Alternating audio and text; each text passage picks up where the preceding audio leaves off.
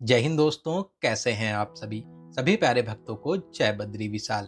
दोस्तों, आज हम और आप बहुत ही अलौकिक और दिव्य पावन धाम चलेंगे, जिसके लिए कहा जाता है जो भी भक्त यहाँ पर सच्चे मन से दर्शन करने आता है वो जीवन मरण के बंधन से मुक्त होकर मोक्ष को प्राप्त होता है। जी हाँ दोस्तों, हम लोग बात कर रहे हैं धरती के वैकुंठ श्री बद्रीनाथ धाम की। यहाँ पर दर्शन करने के विशेष महत्व हैं, तभी तो लाखों भक्त बहुत ही कठिन पहाड़ी रास्तों को पार कर यहाँ पर आते हैं। तो आज हम और आप भी इसी अलौकिक धाम पर चलेंगे और ऋषिकेश से बद्रीनाथ धाम की संपूर्ण जानकारी जानेंगे। इस वीडियो में ऋषिकेश से बद्रीनाथ धाम तक जाने के कठिन और दुर्गम रास्तों के साथ साथ रास्ते में पड़ने वाले प्रमुख गांव और कस्बे कौन से हैं, बस, शेयरिंग टैक्सी और प्राइवेट टैक्सी का कितना किराया है, रास्ते में खाने पीने की कैसी व्यवस्था है, इस अलौकिक यात्रा के रास्ते में प्रमुख दर्शनीय स्थल कौन कौन से पड़ते हैं, रास्ते की कंडीशन कैसी है, इस पावन यात्रा को पूरा करने में आपको कितना समय लगेगा और वो हर एक बात और जानकारी एकदम सही तरीके से अपने अनुभव के साथ में साझा करेंगे, जिससे आप जब भी इस यात्रा को करें आपको एकदम भी परेशानी ना हो। तो चलिए फिर बद्री विशाल जी का नाम लेकर इस पावन यात्रा को शुरू करते हैं। दोस्तों, ऐसे तो ऋषिकेश से ही ये पावन यात्रा शुरू होती है। ऋषिकेश को ही चार धाम यात्रा का प्रवेश द्वार कहा जाता है। इसके अलावा आप चाहें तो हरिद्वार से भी इस यात्रा को शुरू कर सकते हैं। हरिद्वार रेलवे स्टेशन के पास से ही बद्रीनाथ के लिए बसेस मिल जाती हैं, जो सुबह 3 बजे से शुरू हो जाती हैं। बात करें ऋषिकेश की, तो आप अपने शहर से ट्रेन के माध्यम से योग नगरी ऋषिकेश रेलवे स्टेशन तक आने के बाद में ऑटो में 20 से 30 रुपए देकर ऋषिकेश के बस स्टैंड पर आ जाइए। यहाँ से भी सुबह 3 बजे से बसेस शुरू हो जाती हैं। आप इसकी बुकिंग एक दिन पहले या ऑन द स्पॉट भी करा सकते हैं, लेकिन एक दिन पहले बुकिंग कराना ज़्यादा अच्छा रहता है, जिससे आपकी सीट कंफर्म हो जाए। ऐसे तो ज्यादातर लोग एक दिन पहले हरिद्वार या ऋषिकेश आकर गंगा जी में स्नान करने के बाद इस पावन यात्रा को शुरू करते हैं। तो चलिए माँ गंगा में स्नान और आशीर्वाद लेने के बाद हम लोग भी सुबह 3 से 4 बजे ऋषिकेश से यात्रा शुरू करेंगे। ऋषिकेश से आगे का पूरा सफर पहाड़ी और घुमावदार रास्तों वाला है। पहाड़ी रास्तों में नदियां हमेशा ही हमारी साथी और मार्गदर्शक बनती हैं और इन्हीं नदियों के किनारे किनारे आगे बढ़कर हम लोग मंजिल तक पहुंचते हैं। तो ऋषिकेश से आगे बढ़ते हुए तपोवन शिवपुरी को पार कर 30 किलोमीटर की दूरी पर बयासी पहुंचते हैं। ज्यादातर लोग और बस वाले यहीं पर रुककर सुबह का नाश्ता करते हैं। फिर नाश्ता करने के बाद यहाँ से आगे बढ़ते हुए तीन धारा तोता घाटी की बहुत ही घुमावदार रास्तों को पार कर 70 किलोमीटर की दूरी पूरा करके इस सफर के पहले प्रयाग देवप्रयाग पहुँचेंगे। दोस्तों, देवप्रयाग बहुत ही पवित्र और इस यात्रा का प्रमुख तीर्थ स्थल है। यहाँ पर गंगोत्री से आने वाली भागीरथी और बद्रीनाथ धाम से आने वाली अलकनंदा का पावन संगम होता है। यहीं से मां गंगा आधिकारिक रूप से आगे बढ़ते हुए हम और आपके जीवन को पवित्र बनाती हैं। तो यहाँ पर दर्शन करने के बाद देवप्रयाग से आगे बढ़ते हुए भागीरथी नदी पर बने पुल को पार करके अब हम लोग अलकनंदा के किनारे किनारे चलेंगे। देवप्रयाग से आगे के रास्ते और भी ज्यादा चौड़े मिलते हैं। दोस्तों, ऋषिकेश से बद्रीनाथ धाम की दूरी 290 किलोमीटर की है। बस में इस दूरी के लिए 650 रुपए, वहीं शेयरिंग टैक्सी वाले 1100 से 1200 रुपए और प्राइवेट टैक्सी वाले एक साइड का 9000 से 10,000 और राउंड ट्रिप का 15,000 से 18,000 रुपए चार्ज करते हैं।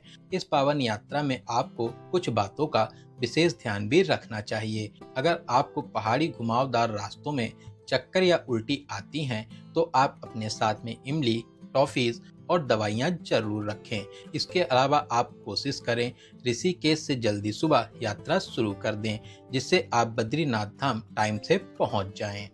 अभी हम लोग ऋषिकेश से लगभग 100 किलोमीटर की दूरी को पूरा करके इस यात्रा के पहले बड़े शहर श्रीनगर पहुंच रहे हैं।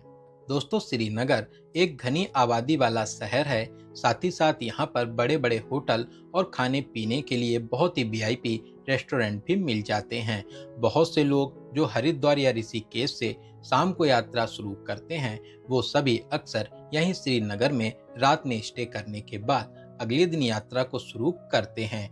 दोस्तों, अगर आपको वीडियो की जानकारी हेल्पफुल लग रही हो तो आप वीडियो को लाइक और चैनल को सब्सक्राइब जरूर करें। तो चलिए श्रीनगर शहर को पार करते हुए आगे बढ़कर 14 किलोमीटर की दूरी को पूरा करके इस यात्रा के सबसे अलौकिक और दिव्य मंदिर श्री माताधारी देवी मंदिर है, जो अलकनंदा के बीचों बीच स्थापित है। माताधारी देवी को 4 धाम यात्रा का रक्षक भी कहा जाता है। आप यहाँ पर रुककर माताधारी देवी के अलौकिक रूप के दर्शन कर आशीर्वाद प्राप्त कर सकते हैं। दोस्तों, धारी देवी से आगे रास्ते थोड़े से खराब मिलते हैं। बीच बीच में पहाड़ गिरने और निर्माण कार्य होने के चलते जाम भी लग जाता है, तो आप लोग यहाँ पर आराम से ही आगे बढ़िए। तो चलिए अब हम लोग इस यात्रा के सबसे बड़े शहर रुद्रप्रयाग पहुँच रहे हैं। रुद्रप्रयाग से लेफ्ट हैंड साइड वाला रास्ता केदारनाथ के लिए कट जाता है और राइट हैंड साइड वाला रास्ता ऊपर की ओर रुद्रप्रयाग शहर की ओर जाता है। दोस्तों, रुद्रप्रयाग उत्तराखंड के सबसे बड़े जिलों में से एक है। यहाँ पर केदारनाथ से आने वाली मंदाकिनी और बद्रीनाथ धाम से आने वाली अलकनंदा का पावन संगम होता है। ये संगम इस यात्रा का दूसरा पवित्र संगम है। अब हम लोग रुद्रप्रयाग शहर को पार करके आगे बढ़ेंगे। दोस्तों, रुद्रप्रयाग के आगे सफर और भी अद्भुत और रोमांचकारी हो जाता है। सड़क पहले से थोड़ी पतली मिलती हैं और गाड़ियां पहाड़ के एकदम नीचे से गुजरती हैं।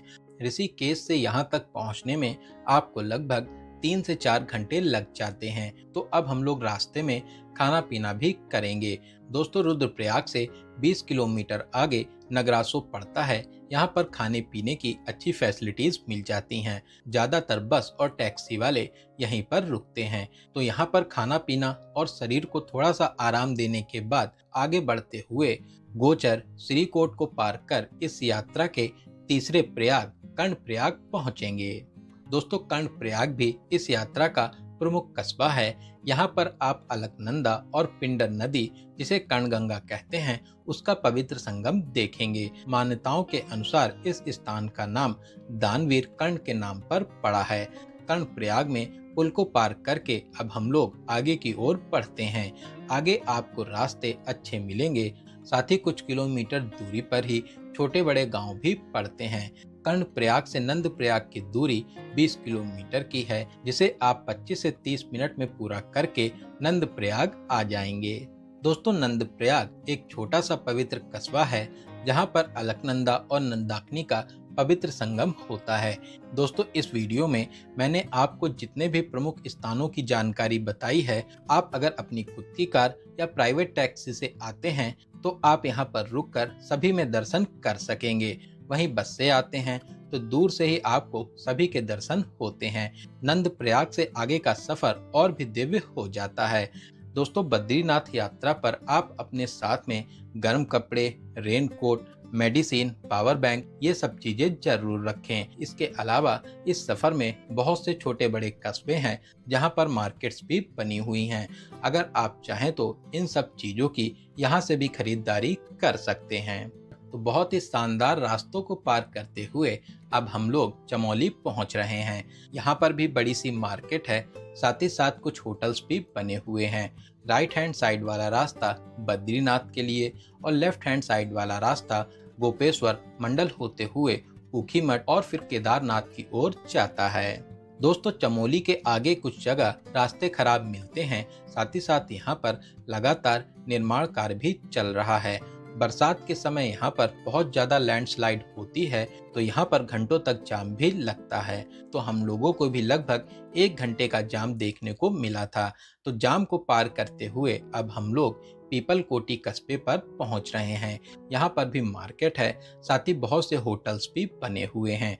दोस्तों, पूरी ही यात्रा में आपको जगह जगह खाने पीने और रुकने के लिए होटल्स भी मिल जाएंगे। साथ ही जगह जगह और सभी बड़े कस्बों में आपको पेट्रोल पंप की भी सुविधा मिल जाती है। दोस्तों, पीपल कोटी से आगे हम लोगों को एकदम से काफी चढ़ाई कर ऊंचाई पर आना होता है। यहाँ से अलकनंदा बहुत ही नीचे गहरे खाई में दिखाई देती हैं और यहीं से मौसम भी ठंडा हो जाता है। वीडियो में आप यहाँ के शानदार नज़ारे देख ही सकते हैं। तो चलिए, ऋषिकेश से लगभग 245 किलोमीटर की यात्रा करके अब हम लोग इस सफर के सबसे प्रमुख स्थान जोशीमठ पहुंच रहे हैं। जोशीमठ का प्रमुख नाम ज्योतिर्मठ है। इसी ज्योतिर्मठ में 8वीं शताब्दी में श्री आदि शंकराचार्य जी ने वर्षों तक कठोर तपस्या की थी। जब सर्दियों में बद्रीनाथ धाम के कपाट बंद हो जाते हैं, तब भगवान बद्रीनाथ जी का विग्रह यहीं पर लाया जाता है और यहीं पर पूजा और अर्चना भी की जाती है। यहाँ पर बहुत ही अलौकिक और दिव्य मंदिर श्री नरसिंह मंदिर भी है, जिसे भविष्य का बद्रीनाथ भी कहा जाता है। दोस्तों, जोशीमठ को बद्रीनाथ यात्रा का प्रमुख पड़ाव भी माना जाता है। बहुत से लोग यहाँ पर रुककर अगले दिन बद्रीनाथ जाते हैं। जोशीमठ से बद्रीनाथ की दूरी मात्र 45 किलोमीटर रह जाती है। जोशीमठ शहर को पार करके नीचे उतरते हुए अब हम लोग इस यात्रा के 5वें और अंतिम प्रयाग विष्णु प्रयाग के दर्शन कर रहे हैं, जहां पर अलकनंदा और धौली गंगा का पावन संगम होता है। विष्णु प्रयाग के आगे का सफर और भी ज्यादा रोमांचकारी हो जाता है। अब पहाड़ों के बीच की दूरी बहुत कम हो जाती है और आप पहाड़ों के एकदम नीचे से गुजरते हैं। अभी हम लोग इस यात्रा के अंतिम कस्बे गोविंद घाट आ चुके हैं। गोविंद घाट से ही वैली ऑफ फ्लावर और हेमकुंड साहिब के लिए रास्ते जाते हैं। दोस्तों, बद्रीनाथ धाम और चार धाम यात्रा के लिए रजिस्ट्रेशन जरूरी है। आपका ये रजिस्ट्रेशन पांडुकेश्वर में स्कैन भी किया जाता है। तो रजिस्ट्रेशन कराने के बाद ही आप इस पावन यात्रा को पूरा करें। यहाँ से आगे का सफर करते हुए हनुमान चट्टी को पार करके बद्रीनाथ की ओर बढ़ेंगे। रास्ते तो आप पहले से सुहाने देख रहे हैं, लेकिन बद्रीनाथ से कुछ किलोमीटर पहले ही बीच बीच में किनारे पर बर्फ भी देखने को मिल जाती है। बहुत से लोग यहाँ पर रुककर अपनी प्यारी प्यारी फोटोशूट भी कराते हैं। तो चलिए, ऋषिकेश से लगभग 10 से 12 घंटे का सफर पूरा करके अब हम लोग बद्रीनाथ धाम पहुंच चुके हैं। सामने ही आप बद्रीनाथ धाम का बस स्टैंड देख रहे हैं। यहाँ से मंदिर की दूरी लगभग 500 मीटर रह जाती है। बस स्टैंड के आसपास आपको बहुत से होटल और धर्मशाला भी मिल जाते हैं। तो दोस्तों, ऋषिकेश से बद्रीनाथ धाम का ये प्यारा सा सफर आपको कैसा लगा, कमेंट बॉक्स में जरूर बताइएगा। तो चलिए दोस्तों, अब मिलते हैं किसी ऐसे ही इंफॉर्मेटिव वीडियोस में। तब तक आप अपना और अपने परिवार का बहुत ज़्यादा ख्याल रखें। आपकी यात्रा सफल, सुगम और मंगलमय हो। जय हिंद, जय भारत, जय बद्री विशाल।